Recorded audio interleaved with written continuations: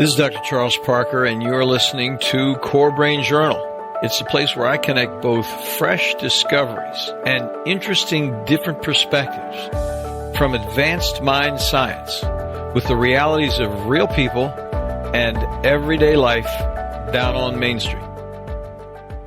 Well, welcome aboard, folks. Dr. Charles Parker here one more time, and we have yet another terribly interesting guest. I mean, you know, we're all animals scurrying around the face of the earth. We're a little more evolved than good hunting dogs and elephants, but we do have a certain level of herd instinct. And it's so interesting to see how that herd comes together or doesn't come together. And our guest today is going to talk about leadership, and developing teams. Dr. Christopher Avery, thank you so much for joining us. Really appreciate it.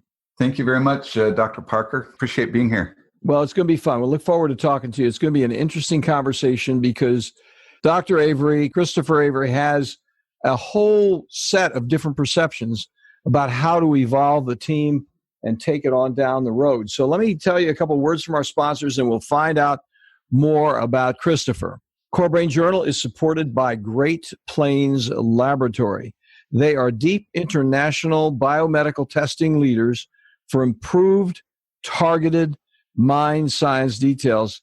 International is an operational important term, and biomedical is the big deal for these folks. As both laboratory and webinar global thought leaders, they provide the most comprehensive set of hard data measurement tools for real biomedical answers beyond customary guesswork. They also provide multiple training webinars for both the public and those medical providers on wanting to know how to use that great biomedical data effectively in their own offices. Check out their website for references and more testing details. And take note of this one. You can register for a complimentary test drawing, and they're giving these tests away, my friends. And if you register, they have a new one each week while they're working with us. And like the organic acid test, they have a mold mycotoxin test, oats is the organic tested, IgG, a number of different tests. And if you go there and leave your name, you can go in for a drawing. It's at greatplainslaboratory.com/CBJ. So thanks, Great Plains. Now, let me tell you a little bit about our guest here. So Dr. Christopher Avery is a guy who has been very busy. He is called the responsibility process guy.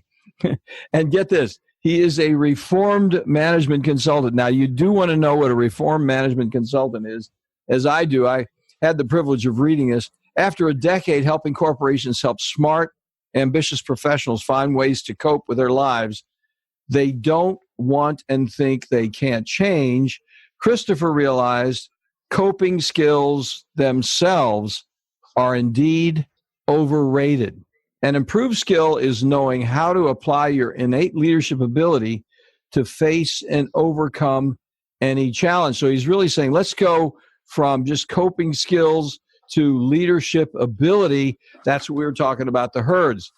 And Christopher says that itself is freeing.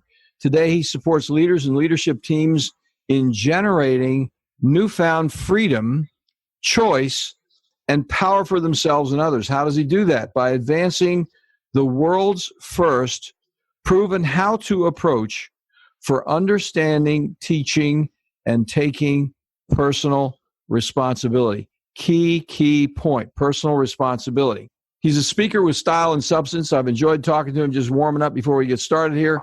His message is popular with audiences interested in agility, more leadership, not more leaders, and results that matter. So he wants to see the action, he wants to see the process, not just the content. He's authored the popular classic, Teamwork is an Individual Skill for Everyone Who Wants to Be Done with Bad Teams. His new book, The Responsibility Process, offers practices gleaned from 25 years of applied research on responsibility taking and true leadership. He's the host of the Leadership Gift Program and its worldwide community of leaders and coaches who are mastering responsibility and producing results that matter. That's the Leadership Gift Program. And he's also the CEO of PartnerWorks. So, which is a leadership development team. So he is joining us from beautiful downtown Austin, Texas, where the heat is oppressive, but it's just about the same thing here in Virginia Beach, Christopher. I can tell you that. So let's get started with how he turned. Christopher, how did you get interested in leadership in the first place? I mean, there's so many things that a person who has any kind of psychological ability could do. The question is, what turned the tide for you?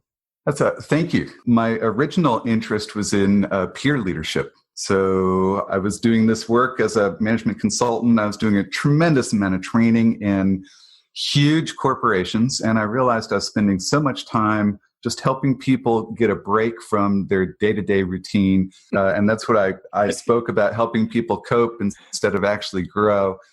And I learned pretty early. I wanted to figure out how to get it. I was, so many people doing corporate training are sort of paid entertainers. And we're going for the good marks. People enjoyed it, had a good day. But at the end of the day, they go, I got to go back to the desk tomorrow.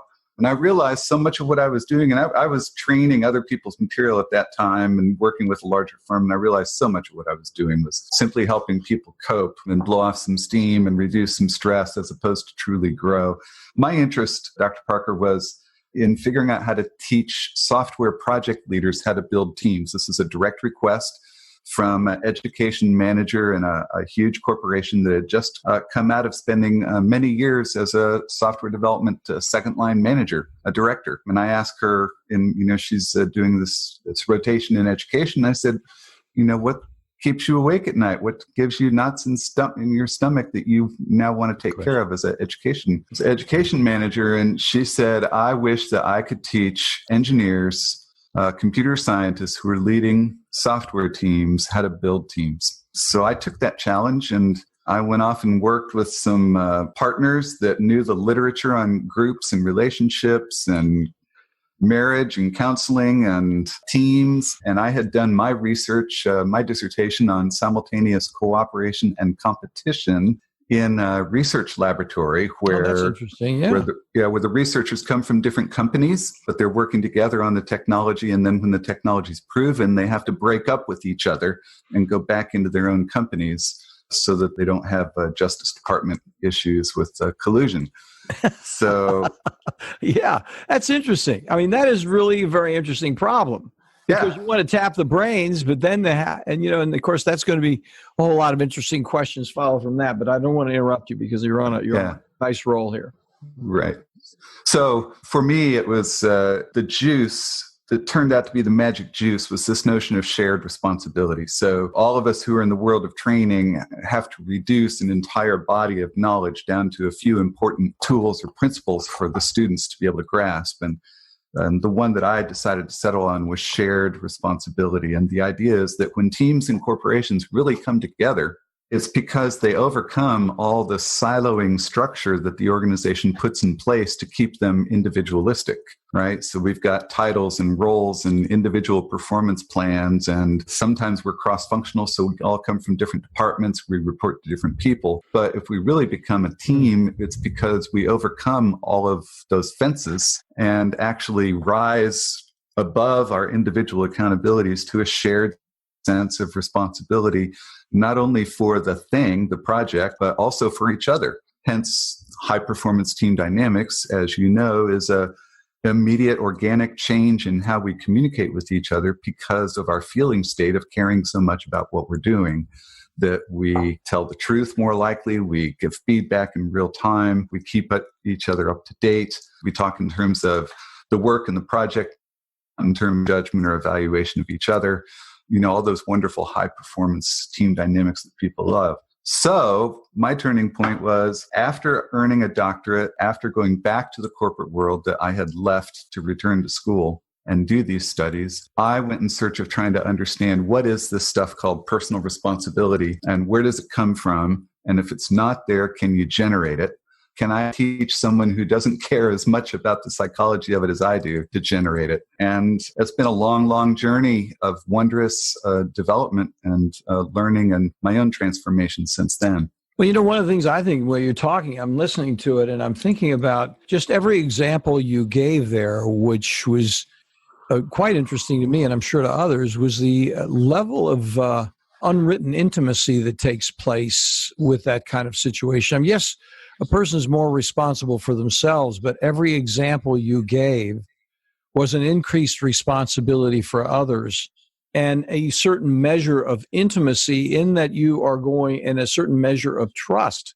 That trust and intimacy, it sounds very much like it's part of that whole situation, because I've been in large organizations that had no intimacy and no trust, and I've lived in that other world for sure. So is that right? Yeah. So tell us a little bit about that, please. About the intimacy of shared responsibility, I'm wondering if I'm correct, really. I'm just wondering what you thought about that, because I don't know if you actually talk about intimacy per se, but it sounds like the way you're talking, people just get closer. They would actually get closer and they would risk more in that, and they would have a clearer idea of their joint level of responsibilities. You were saying that's what you're talking about. But a person would have some confidence in their colleagues. It's an interesting shift that causes it. So one of the things that I had going for me was that I was doing this work at a time when the science on group cohesion, what causes a group to come together, was shifting. So from the 40s, which is when team building started, especially around personality testing and Myers-Briggs and DISC things came out of all of that, Minneapolis multiphasic inventory, MMPI, right? Mm-hmm. Yeah. So for the next 5 decades, teamwork was all about interpersonal attractiveness, liking each other. And the rush to the personality inventory was useful in that if we could get people to understand each other a little bit better, that they might be able to find each other more likable and work better together. In the postmodern era of social science, around the late 80s, 90s, and since, the science on group cohesion has turned towards what we might call brightness of the future or task interdependence. In other words, if you and I are feeling like we're in the same boat together and your fate and my fate is linked, so that if you're working harder, it makes me feel like you are making my life easier, and then I want to match you. Mm-hmm. And if I'm working harder, it makes you feel the same way and you want to match me. But that seems to be the turns towards interdependence, towards this feeling of relationship, which can lead to what you're calling intimacy, or at least more openness, more trust, more honesty. And it's different than the negative interdependence when an organization pits us against each other. So let's say you're a department manager and I'm a department manager, and the more successful you are, the harder my job is. And the more successful I am, the harder your job is. And that certainly is not conducive to us having a great relationship. And those vertically managed outfits. I mean, you get a vertically managed outfit in which the boss is the demagogue of the whole thing. And he wants to keep that narcissistic place of I'm in charge and everybody else here is an idiot except me, and I'm making a lot of money. So and so then what happens is everybody competes for being the favorite son, or daughter or whatever, so that then there's this internal deconstruction that takes place. I don't know if that's the correct term or not, where everybody's in some unwritten way competing, gossiping, and being negative with everybody else, to the extent that the mission itself is completely overlooked because it's really all about getting daddy to give them some accolade. Right. Those are going to be cultures of blame and justify, which is the bottom of the responsibility process, quite toxic and very easy to see and very easy to feel when you're in it. Tremendous amounts of finger pointing, millions and millions and millions and millions of dollars spent in meetings trying to solve problems that never get past blaming each other and justifying all the conditions and situations about why we can't do anything except come back and meet and complain more about this. And, when I'm teaching the responsibility process to audiences, I ask people, how many of you have participated recently in spending millions of dollars of your company's money in one of these meetings of 6, 8, 10, 20 people meeting over and over and over, and we never get past blame and justify on the responsibility process chart. And all the hands go up, Dr. Parker, all the hands go up. I'm telling you, the proclivity for gossip, I'm putting it down to one word, you got it in two, but I'm telling you, the gossip situation there is exactly what people are doing. I mean, and they're attempting to make themselves a positive influence while running everybody else down, which of course is just, as I said, deconstructing. That's very interesting. Yeah, so here's, as a psychiatrist, I assume you and I are aligned when I say this. What we know is there's nothing wrong with those people. They're smart, they're well-educated, they're high-functioning, and they're doing the best they know how to do at that time. Yep. And the only way we can change things is if we start from the position that there's nothing wrong with them, right? So if we invalidate them or blame them for what they're doing, then we don't take ownership to see what's true about the system or the environment and start to fix it. So that's the conversation I get to have with leadership over and over and over. I can't make sure that your population stops blaming you, but I sure can tell you that you're not going to make change around here until you stop blaming them. That one needs to be 4 or 5 times underlined with big exclamation points. Isn't that the way it is? Because, in fact, I was thinking of that very thing. I've been in 2 organizations where the leaders were inveterate gossip. And those are large, successful organizations, in certain respects. But they all dematerialize because what happens is the leader's setting the example by saying negative things, implying, you could be the favorite son if you think the same way I'm thinking. And then what happens is they do blame others, and they don't really take the responsibility on for group cohesion and how can we actually make this team work together, which is really quite interesting. I hadn't thought about that before. Yeah, I've always thought that for such organizations to survive and to create the value that they do, to make the money and the profits that they do, they must have incredibly valuable products and services because they've got such a corrupt organization in terms of its health. I won't say corrupt. They've got such an unhealthy organization. They've got clogged arteries and high cholesterol and, really bad kidneys, and their gallbladder's shot.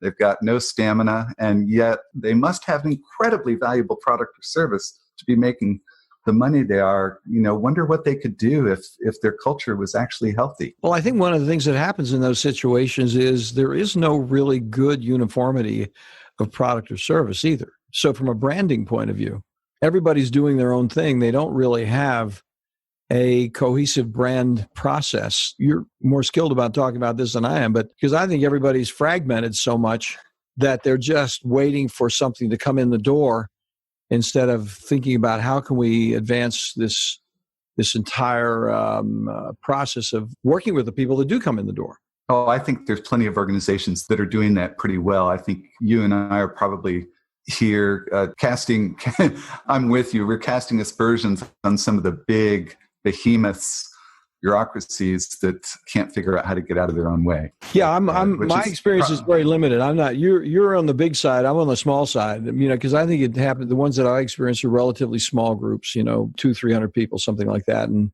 I think part of the problem is, and I'd be interested in your comment about this, is because if they're spread all over, one of the things I tried to do with one of the groups that I was in, which had various offices around the United States, was let's get together and meet and talk about these things together.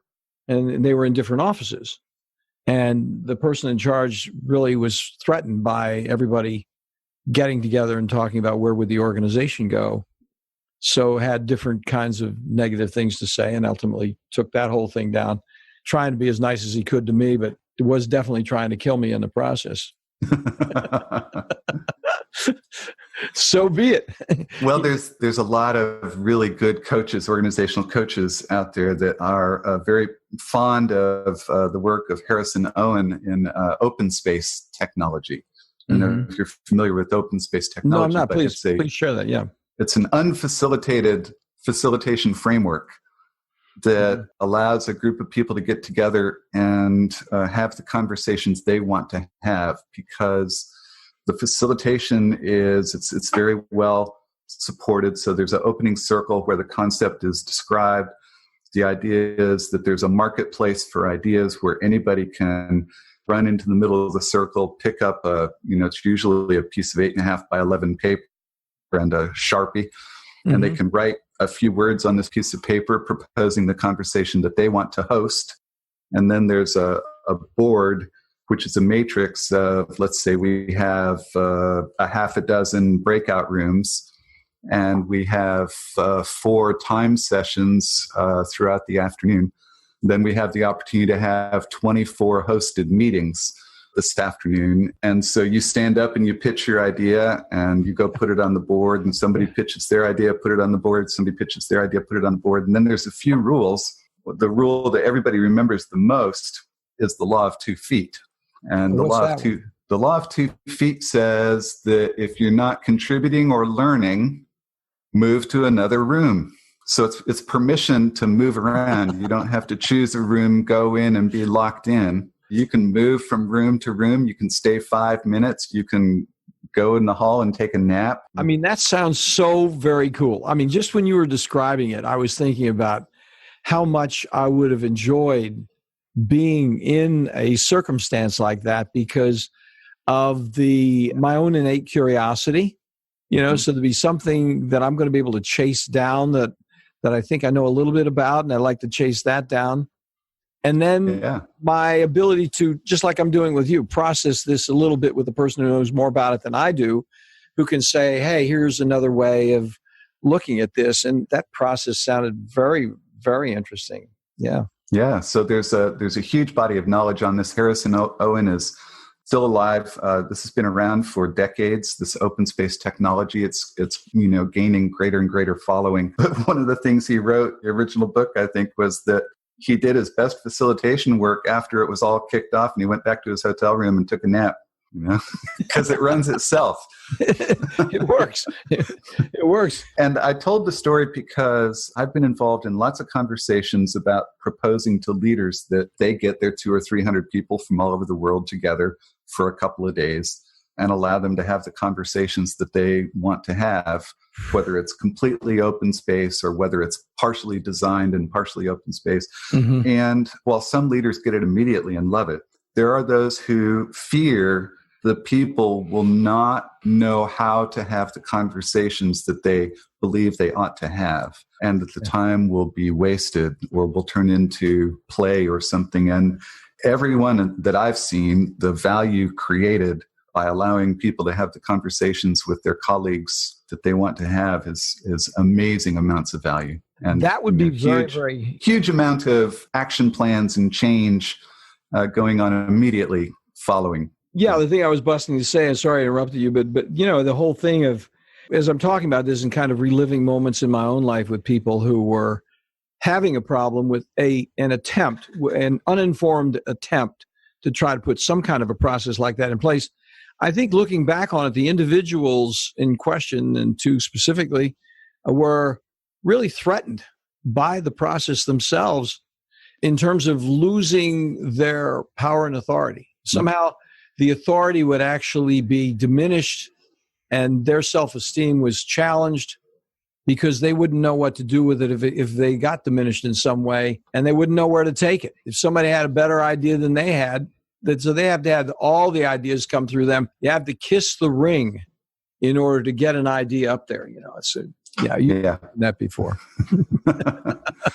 Absolutely, which is why I continue to be enamored with shared leadership, which is shared responsibility, and self-leadership, which is personal responsibility. And what I call leading others, I say it's 95% self-leadership. And if you get your principles and your values and your integrity in line, and you're investing yourself in a cause, a problem, a space that you care deeply about, then don't be surprised to turn around and see dozens or hundreds of people wanting to go there with you. Yeah. So I think in this modern era of management, and by modern, I'm talking about the last 100 years, I think that we have aggrandized the idea of leadership, that by virtue of position, there's something about that makes you worthy of being called leader.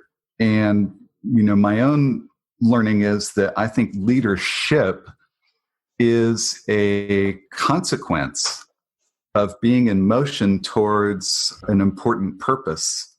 And when that purpose is bigger than it's something that you can accomplish by yourself, then you must mobilize others to come help you. That's leadership. And it has nothing to do with title or funding or any of that. For me, it has to do with being moved by an important purpose and wanting to make some change around that and needing the help of others to do it. That is so profound. Actually, you've done this now at least 2 times, probably 4, because I've had this reaction several times in talking to you, Christopher. I think we need to have a set of Dr. Christopher Avery quotes as part of the show notes, because that was really very concise and so beautifully said, because that it's so commonsensical when you said it. It's like, hey, I knew that, but I had no idea about it. I mean, you really just put that thought in there and immediately it blossomed because it has such intuitively correct values associated with it that really honor everyone in the organization and really change the focus from the leader to the organizational objectives, whatever they happen to be. Yeah, thank you. Very kind. I think listening for that man or woman who says, I never set out to be a leader, right? Mm-hmm. I'm one by accident. That's often the kind of person I'm talking about here. Yeah, very, very interesting. Now, I'm going to ask you a question. We're going to take a little break here. I love talking to you. We're going to come back, and I'm going to ask you this question. And I don't want to put you on the spot, but I do think that if anybody's tracking with me on this, there are some questions that are coming up in their mind. And the basic question, I think, is certainly in my mind, it must be in others, is when we get back, how do you actually begin to... What's the structure by which you do that with a group of people? I mean, I can see the challenge. I know what happens in group process. I've worked in group process. But the question is, how do you actually set out to do that with someone who brings you in to consult? What do you actually do? I mean, these are profound statements, but there's got to be some way that you might actually pull those pieces together. I'm going to put you on the spot when we get right back. We'll just take a brief break, and we'll be back in just a moment, folks. Today, the world of mind science, psychiatry, and mental health is rapidly changing with innovative, comprehensive testing that takes both patients and practitioners into a new world of measured details with useful, understandable, and remarkably actionable plans. The key phrase here is cost-effective. Testing also introduces a key parallel word, predictability. Psychiatric treatment failure, especially after multiple medications and or brief hospitalizations, arises directly from the complexity of measurable brain-body imbalances and impediments that explicitly interfere with medical outcomes and create costly difficulties with inadequately informed supplement and medication trials over time. Great Plains provides a leadership team of biomedical experts with advanced laboratory insights, approved nationally both by the FDA and CLIA laboratory certifications, and is available internationally for both public and medical professions. Great Plains Laboratory is the primary laboratory we've used at CorePsych for years, with excellent customer service for both patients and medical colleagues. They are on the spot. They get it every time. In addition, they provide exemplary training modules, which are webinars and conferences, in an effort to broaden practice perspectives wherever you live. Do follow up on one of these complimentary test offers today at http://greatplainslaboratory.com/CBJ. Yeah, that's CoreBrain Journal CBJ. Well, in truth, Dr. Christopher Avery, I know I'm not putting you on the spot because this is the kind of thing that you deal with all the time, but I am terribly interested in the answer. So could you give us a little bit of an idea of how you actually make that happen for an interested group? So I'm a bit appalled that so many people are out there doing team building events and team building training and other things that is not paying attention to what I call proven science of teamwork. And it's pretty darn straightforward, or maybe I just lucked out. But I'd like to talk about 2 things with you in the time remaining. One is I'm happy to share what I call the team orientation process, or the things that we the conversations that I get people to have that gives them the best chance to come together as a team. The other thing is I'd like to talk with you about the responsibility process and its role in this. Good. So the number one predictor of people coming together as a team is what we already talked about, which is task interdependence, or having a shared clarity about some singularity in the future that we're jointly focused on arriving together. The feeling, Dr. Charles Parker, the feeling is a feeling of being in the same boat together, a feeling of shared fate, and it's a shared fate that we can do something about. And that's a feeling state. So, if I'm on stage, I'll get a couple of chairs and I'll get a volunteer to come up on stage with me. I'll put the chairs next to each other and I'll say, let's pretend you and I are rowing a boat together, right? And you're rowing the left oar and I'm rowing the right oar. Mm-hmm. And what's interesting is the first thing you notice is that they look over at me and they get their hands in sync with mine. Mm-hmm. Say, wow, how fast did we get aligned when we're in the same boat together? Right? We got right in trained. Beautiful. And so there we go, rowing out. We're about a mile away from shore. And this person looks over and next to my right foot, there's a gusher of water coming in the boat. Now, does she get her cell phone out and call her best friend and say, Avery's going down, Avery's side of the boat's sinking? She's not going to do that. And it's because our fates are tied.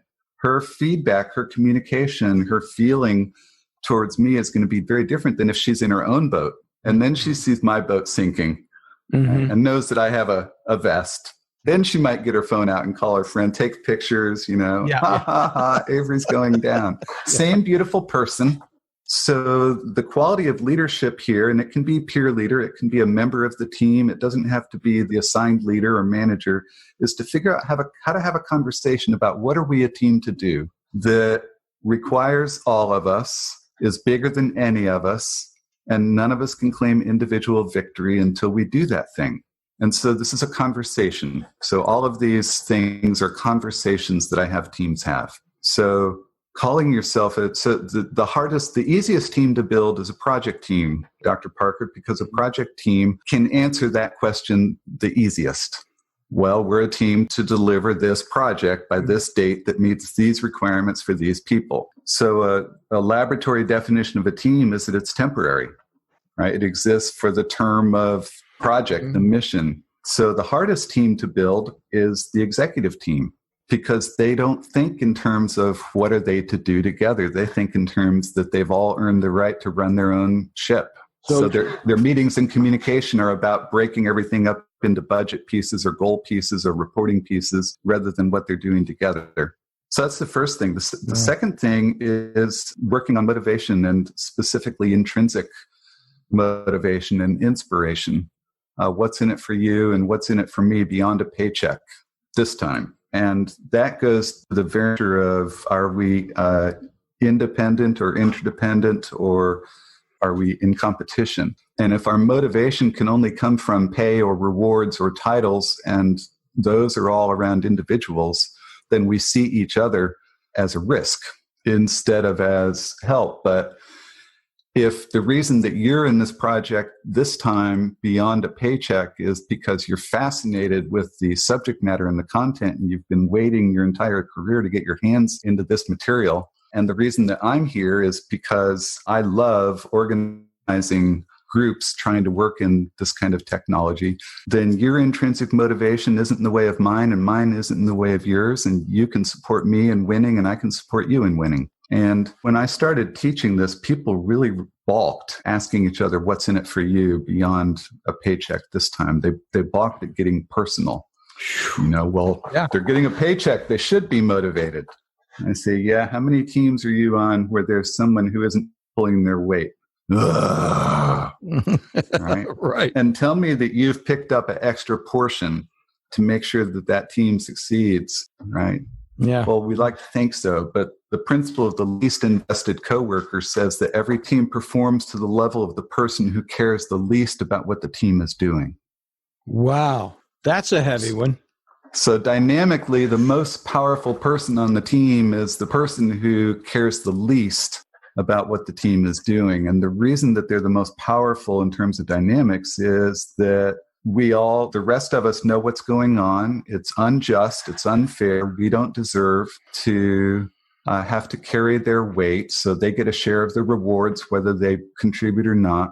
And so we subconsciously or unconsciously, I don't know the right, whether it's sub or un, but we reduce our commitment to that team and put our shoulder into some other part of our work until we can get off of that team and get on to one that works better. So the second conversation that I would have with any group is, around what's our level of motivation and inspiration. And if there's someone who really doesn't want to be here, when would we like to find that out? Now or 6 weeks or 6 months or 6 years down the road? Yeah.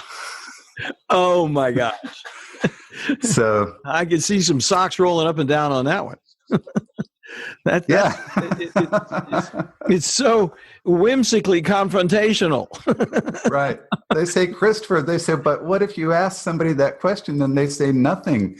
And my answer is, when would you like to know?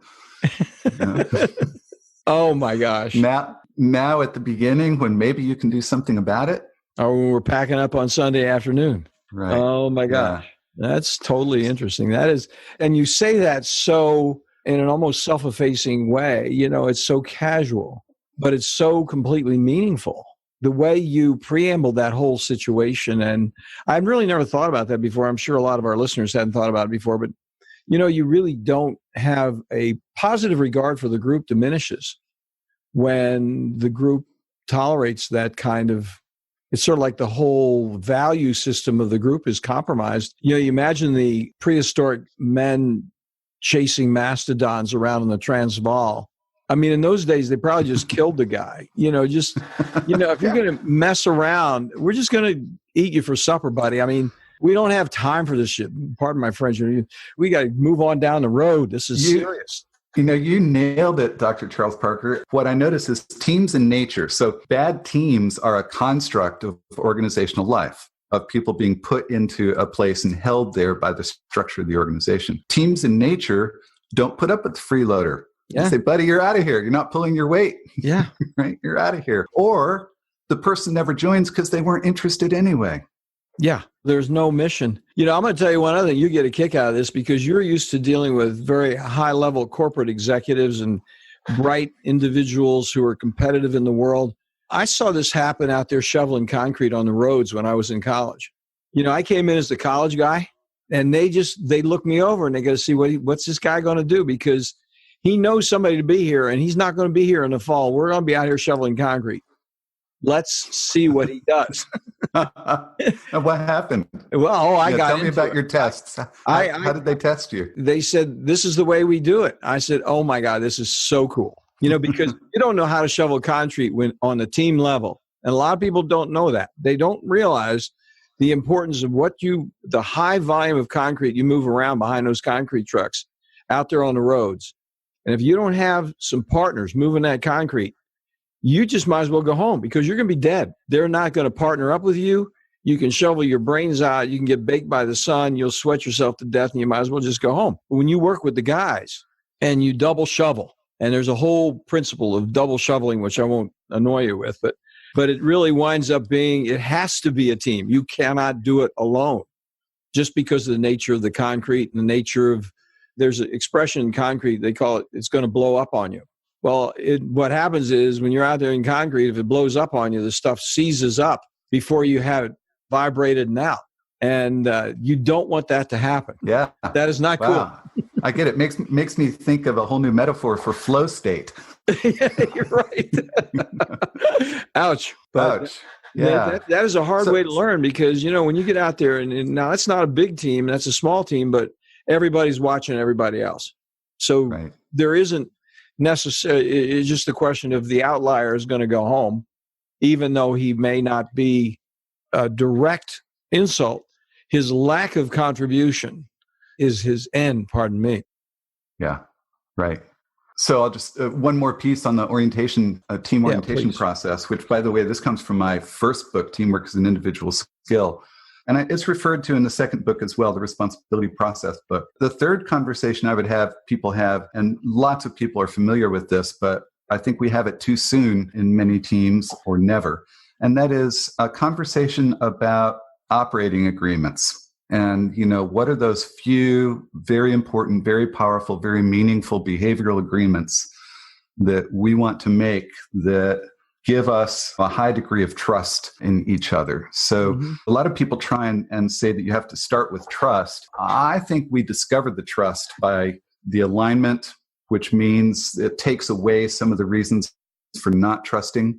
And then the motivation piece is starting to get integrated and takes away some of the concern about whether or not this is a trustworthy situation. And then if you follow the dictum that trust is the residue of promises kept, then for me, the next thing is to take 100% responsibility for your word and for every agreement you make. And let's only make the most important agreements and let all the other behavior vary. So we make agreements about how we're going to make decisions and what a time agreement means and what we're going to do if we can't follow through on something we promised to do. Are we going to let people know immediately? And some of these kinds of things. And then we start keeping those, and that trust starts to get built there. So for me, those are the three biggest pieces of science that contribute to giving a group an opportunity to come together as a team. Now, there's one more precondition, but I'll stop and let you reflect. No, please. Let's go ahead, because I'm looking at the time and I'm so terribly interested in what you're talking about. I'm thinking I've got to run out and get the book right now because I haven't read the book. And I'm like, oh my gosh, this is so useful with so many people that I talk to. And because you just see this happen all the time. It's just, and we are all living in groups one way or another. So go ahead, please. Yeah, well, there's a copy on its way to you. Thank you. I'm looking forward to it. You're welcome. So the precondition is to first take 100% responsibility for the quality of every relationship at work. So my experience is when I started this work, I think it's changed. We've got a much more emotionally evolved workforce today than we did when I started this work a few decades back. But at that time, I got to do some assessment with some huge failed programs. And this was in a top corporation that only hired the top 10% of engineers from the top 10% of engineering schools. So they thought high performance means hiring the best of the best. And I'm interviewing 100 engineers about to what do you attribute your participation in this failed program? And the number one answer I got was, I guess I got put on a bad team. And I woke up in the middle of the night with my conclusion was, my God, these people think that they have no power in their groups at work. They believe that they're powerless on the quality of the team that they're on. So that's where I started really understanding personal and shared responsibility and realizing that anybody can choose to have these conversations about alignment and integration and motivation and keeping agreements, and realize that they're powerful conversations that give people a chance to come together. So I take away from people, if you will, I take away the right to say I got put on a bad team. And my response is, how did you choose or create or attract that bad team? And how are you continuing to do that? And how would you show up differently for that team to be different? Wow. And that's where the responsibility process comes in. That is so cool. That is so very interesting, because you just slowly but surely turn the screw. Yeah. Like, let's go ahead and, you're being very diplomatic about it. You're not saying, look, could you just please be a little more responsible yourself? No, but you come down to, hey, there's a realization here that you have to kind of walk through this thing. A way to solve it. So the responsibility process teaches us that responsibility is different than, the character trait that we grew up being told it is, that some people have it and some people don't. The truth is that every time something goes wrong and we have a little frustration or a little upset, our mind goes into a hyperactive search for cause and effect. And the mind's answers, the reptilian brain, animalistic brain, comes up with all kinds of answers. Doesn't matter how smart you are.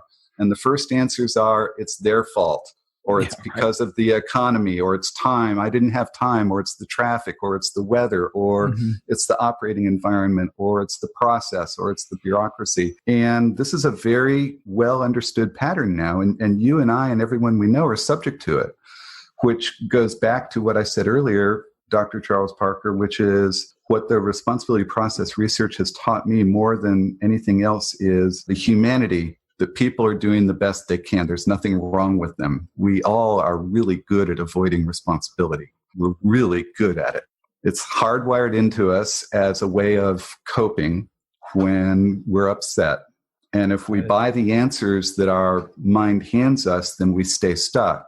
And if we don't buy the answers, if we're able to become aware of what it's like to be blaming or justifying or beating ourselves up or feeling in obligation, then if we can catch ourselves doing that, then we can simply refuse to do it. We surrender to it, to use a popular word in terms of psychology, releasing, and then we graduate up.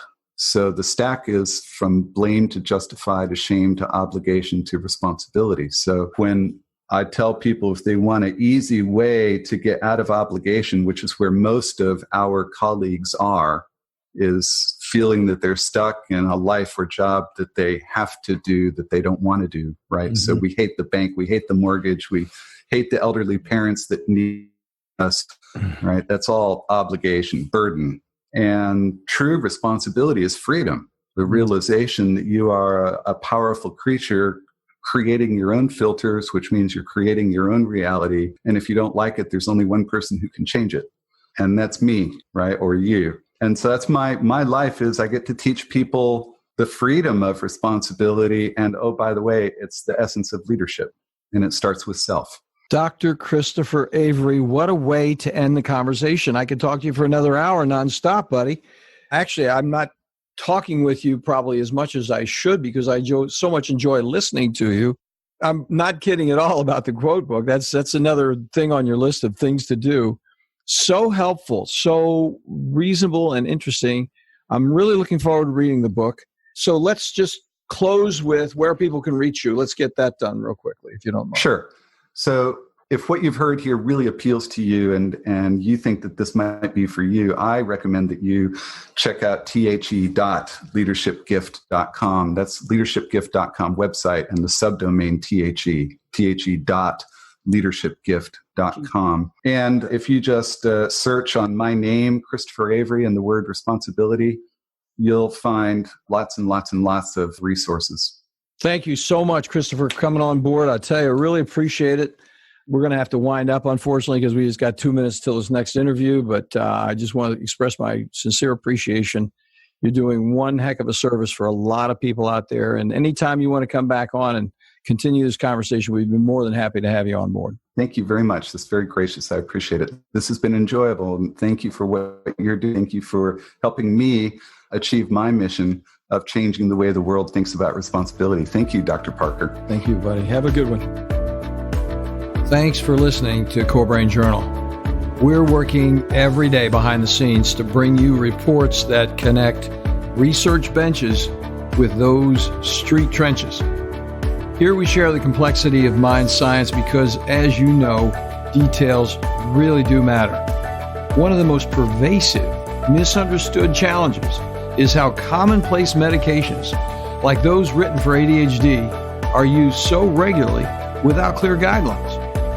If you think you'd like more specifics, take a minute to download my 2-page PDF packed with video links and references on the absolute essentials of how to start ADHD medications. They're easily available at CoreBrainJournal.com/start. Thanks for listening. Do connect and stay tuned. Together we can make a difference.